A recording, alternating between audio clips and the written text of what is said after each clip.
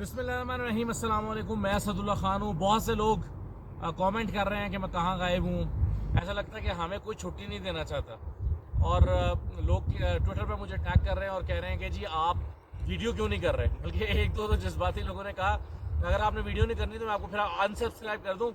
तो भाई छुट्टी कभी कभी हमें भी चाहिए होती है, क्योंकि इतना कुछ चल रहा है और इतना हैक्टिक डेज अभी गुजरे हैं पिछले दिनों। यानी मैं मुसलसल हलकों में कवर कर रहा था, हलकों में मौजूद था। इसके अलावा मुसलसल मैं फिर उसके बाद फ्लड एरियाज़ में था। तो इंसान थक जाता है, उसको अपना माइंड फ्रेश करने के लिए कुछ ऐसी जगह चाहिए होती है कि वो जाए और थोड़ा सा सुकून करे। तो 2 दिन की छुट्टी पर मैं आया हूँ, और 2-3 दिन से इसलिए नहीं कर सका था, जाहिर है कि 2-3 दिन तक मैं जो है वो उसमें फ्लड अफेक्टेड एरियाज़ में मौजूद रहा।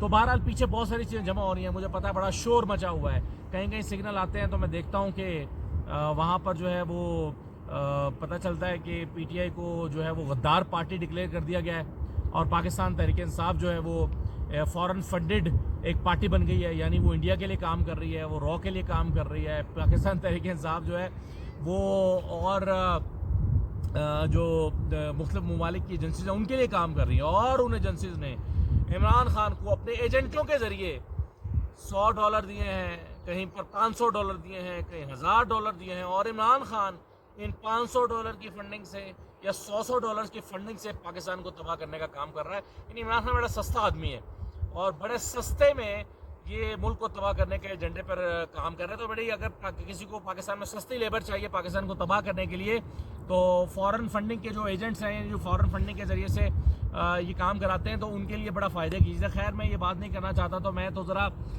जहाँ पर आया हूँ मैं कुछ इस हवाले से बात करना चाह रहा हूँ। एक तो ये है कि 2 मरतबा मैंने पहले कोशिश की थी महूडंड आने की।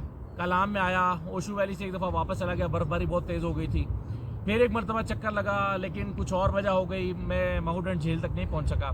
तो ये 2 बड़ी खूबसूरत झीलें हैं, महूडंड और सैफुल्ला झील। सैफुल्ला कलाम से आप आएँ, लेकिन मसला ये है कि इतना तकलीफ दह सफ़र है, इतना तकलीफ दह सफ़र है कि आप यहाँ पहुँचने से पहले एक दफ़ा सोचते हैं कि यार दोबारा जब तक रोड ना बनेगा जब तक नहीं आना चाहिए। तो खुदा के लिए सयाह कराची से चलता है और बेचारा इस्लामाबाद आता है, इस्लामाबाद से फिर स्वात आता है, फिर कलाम आता है, कलाम के बाद कराची से वो सोच कर आता है कि मुझे महूडंड जाना है। लेकिन वो बेचारा महूडंड आने के लिए 3 घंटे का तकलीफ दह सफ़र तय करता है।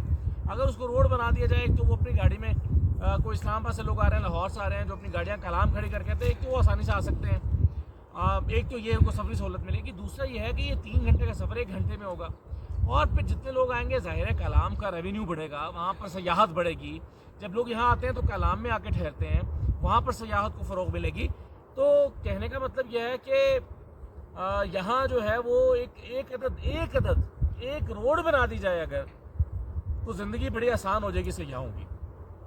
दूसरी बात जो मैं कहना चाहता हूँ वो ये है कि मैं किसी भी सयाहती मकाम पर जाता हूँ तो मुझे बड़ी तकलीफ़ होती है। कितना खूबसूरत नज़ारा है ये, आप अगर देख रहे हैं कितना खूबसूरत नज़ारा है। और ये तो सैफुल्ला पे मैं बैठा हूँ, झील सैफुल्ला पे। महूडंड जो है वो इससे भी बड़ी है और भी खूबसूरत है।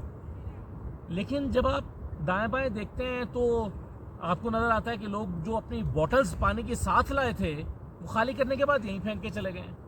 मेरा सवाल ये है कि जब आप एक पानी की भरी हुई बोतल जो है वो ला सकते हैं अपने साथ, तो खाली जब उसका वज़न कम हो जाता है तो ले जा क्यों नहीं सकते? जाके प्रॉपर्ली उसको डिस्पोज ऑफ कर दें। और ये मसला हर जगह है। मैं जहाँ भी सयाहत के लिए जाता हूँ पाकिस्तान में, इतनी खूबसूरत जगह हैं, लेकिन इतने जाहिल लोग हैं, माजरत के साथ, मैं माफ़ कीजिएगा, इतने जाहिल लोग हैं कि बिस्किट का रैपर अपने बैग में वापस नहीं डाल सकते। बिस्किट का रैपर यूँ फेंक के चले जाते हैं। वो उड़कर कभी दरिया में आता है, झील में आ जाता है, कभी इधर उधर फैल जाता है, कभी वो मिट्टी में दब जाता है, और ऐसी सूरत हाल जो वो होकर रह जाती है। तो गुजारिश मेरी ये है, जितने लोग देख रहे हैं मेरी वीडियो, मुझे इससे गरज नहीं है 5000 लोगों तक मेरा पैगाम पहुँचे, या 10,000 तक पहुँचे, या 1000 तक पहुँचे। लेकिन मेरी दरख्वास्त ये है कि आइंदा से आप लोग जो देख रहे हैं ये तो कम से कम तय करें। मैं ये कम से कम 15 साल से फॉलो कर रहा हूँ, जब से मेरे किसी बड़े ने मुझे सिखाया था। मैं ये फॉलो कर रहा हूँ कि जब से हमसे आप हट जाएं, यहाँ आ जाए, मेरे पास आना तो यहाँ आ जाओ। अच्छा, मैं ये फॉलो कर रहा हूँ जब से किसी बड़े ने मुझे सिखाया है کہ میں اپنا کچرا اپنے ساتھ واپس لے کے جاتا ہوں اور پراپرلی اس کو ڈسپوز آف کرتا ہوں, کسی ڈسٹ بن میں ڈالتا ہوں جہاں سے مجھے یقین ہوتا ہے کہ یہاں سے اس کو اٹھا کے پراپرلی ڈسپوز آف کر دیا جائے گا. تو آپ اپنا ایک بیگ لے کر آتے ہیں, اس بیگ میں چیزیں بھر کے لاتے ہیں, فروٹس لاتے ہیں, آپ اس میں واٹر باٹلز لاتے ہیں, آپ بعض دفعہ کولڈ ڈرنکس لے لیتے ہیں, اور بچوں کے ڈائپرس چاہیے. مثال کے طور پر سب سے بڑی گندگی بچوں کے ڈائپرس ہیں. شاپنگ بیگس ڈسپوز آف ہوتے ہی نہیں ہیں, وہ یہاں پر پھینک دیں, وہ ہزاروں سال جو ہے وہ پڑے رہیں گے, وہ حل نہیں ہوں گے, مٹی میں جو ہے وہ ختم نہیں ہوں گے. تو اور اس طرح کی چیزیں میں ہر جگہ پہ, میں آج ہی وہاں پہ اگر آپ کشمیر میں چلے جائیں, وہ بڑی بڑی آپ کی چوٹیاں ہیں, حاجی پیر ہے, تولی پیر ہے, وہاں لوگ جاتے ہیں, اتنا پرفضا مقام ہے, لیکن جاتے ہیں لوگ ڈائپرس پھینک دیتے ہیں. کوئی خیال نہیں ہے کہ یار اس کو شاپر میں بند کریں اور کسی پراپر جگہ دیکھیں کہاں ہے اور اس کو ڈسپوز آف کر دیں. تو میرا آپ سے ایک تو یہ ہے کہ 2-3 پیغام ہیں. ایک تو یہ کہ جب آپ بہت زیادہ ہیکٹک مصروفیت آپ کی ہو تو اپنے لیے زندگی سے 2-3 دن ضرور نکالا کریں. یہ میں صدیق جان سے بھی کہتا ہوں, صدیق جان بات مانتے نہیں ہیں, کیونکہ وہ تو ان کا جو مسئلہ ہے نا وہ یہ ہے کہ انہیں بس 18 گھنٹے کام کرنا ہے. صحیح ہے, کام کرنا ہے, لیکن اس 18 گھنٹے کے بعد اپنے لیے بھی زندگی میں سے کچھ ٹائم تھوڑا سا نکالنا چاہیے. تو 2-3 دن کبھی کبھی نکال لینے چاہیے. یہ میں صدیق جان کو کنوینس کرتا رہتا ہوں, ابھی ویڈیو میں بھی کنوینس کر رہا ہوں. ایک زمانہ تھا کہ آج سے 7-8 سال پہلے جب صدیق جان, ہم لوگ بھی شاید اتنے مصروف نہیں ہوتے تھے, تو ہم ہر تیسرے چوتھے دن ہائکنگ کرنے پہاڑوں پہ چلے جاتے تھے. کبھی میں خانسپور کے جنگلوں میں لے جاتا تھا صدیق جان کو, کبھی میں یہاں اسلام آباد ماگلہ لے جاتا تھا. اچھا ٹائم ہو جاتا تھا, گزر جاتا تھا اور مائنڈ فریش ہوتا تھا. لیکن پچھلے 2-3 سال میں محسوس کرتا ہوں کہ اتنی زیادہ مصروفیت بڑھ گئی ہے, اتنی بڑھ گئی ہے کہ اپنے لیے وقت ہی نہیں نکلتا. تو ایک ابھی پچھلے دنوں بلکہ میں صدیق جان سے کہہ رہا تھا کہ بلکہ پروگرام بنا بھی ہمارا ایک جانے کا اکٹھے فیملی کے ساتھ, فیملیز کے ساتھ انفیکٹ, لیکن ہوا یہ کہ صدیق جان ماشاء اللہ بول کے بہت بیورچیف ہو گئے, تو وہ تو پھر نہ آ سکے. لیکن یہ بڑا ضروری ہے کہ آپ اپنے لیے وقت نکالیں. میں کہنا یہ چاہ رہا ہوں کہ جو بینکرس ہیں, جو 9 to 5 جاب کرتے ہیں, انہیں چاہیے کہ وہ تھوڑا سا ٹائم نکال کے کچھ وقت گزاریں ایسی پلیسز پہ. اور پھر ضروری نہیں ہے کہ آپ رشی پلیسز پر آئیں جہاں پر بہت زیادہ رش ہوتا ہے, وہیں آئیں جہاں پر کوئی نہیں جاتا. مثلا خانسپور میں ایک جنگل ہے, وہاں میں نے آج تک کسی سیاح کو نہیں دیکھا, لیکن وہ یہ جنگل اتنا پسند ہے کہ میں اکثر وہاں جا کے بیٹھ جاتا ہوں. ہم نیچے چلے جاتے ہیں, چشمہ ہے, آبشاریں ہیں, تو وہ خانسپور کا وہ جنگل ایک ٹریک بنا ہوا ہے. اگر آپ پورا نیچے تک جائیں تو وہ 2.5 گھنٹے لگتے ہیں, لیکن اگر آپ درمیان میں آبشاروں تک چلے جائیں تو 1-1.5 گھنٹہ لگتا ہے جانے میں, اور 1-1.5 2 گھنٹے جانے میں لگتا ہے. لیکن وہ جنگل ایسا گھنا جنگل ہے, پیسفل جنگل ہے کہ بڑا لطف آتا ہے اور آپ بڑا سکون ملتا ہے. ایک ہاں چیز میں بھول گیا کہنا, ایک اور بڑی, دیکھیے جب آپ نیچر کے پاس آتے ہیں نا تو نیچر آپ کو قیمت ادا کرتی ہے اس کی, جو بہت ہی افسوسناک بات ہے.